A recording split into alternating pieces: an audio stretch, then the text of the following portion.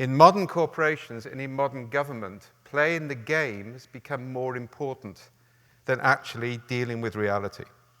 Yeah? And that's not sustainable, and we need to change it. So if we look at some of the problems we got, first, techno-fetishism. Knowledge management was really guilty about this. We got obsessed with technology.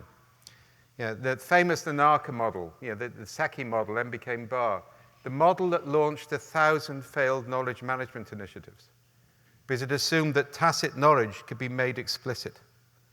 And the focus, the fetishism on communities of practice, on codification, on writing things down. Your first bit of science, what you can write down is at best 5% of what you can know. So start to think about what codification has done to a reduction of knowledge, a reduction of critical facility within companies. So don't think knowledge management is exempt from this. It wasn't the only one.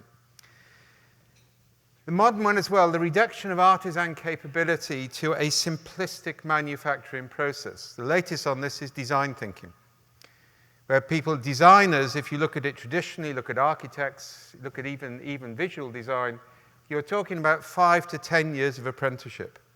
You cannot reduce that to a 2-day course and a rigid process. I could go through lots of other examples of that. We've seen it in IT development. We've seen it with the concept for anybody who's involved in Agile. Scrum is a valuable technique, but to call yourself a master after a 2-day course filling out a multi-choice question kind of indicates the inadequacy of the underlying concept. Yeah? Mastery is a matter of years. If you don't know it, it takes 3 to 4 years for the brain and the body to co-evolve to actually exhibit the ability to really apply knowledge. It's not just a process of programming the brain, it's a physical activity as well.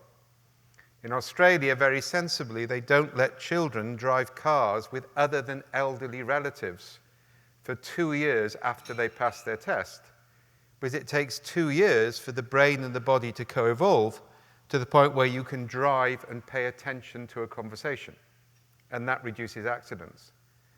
We've actually started to treat people in knowledge management as people who can follow a process and tick boxes, rather than people who can genuinely apply knowledge under conditions of stress.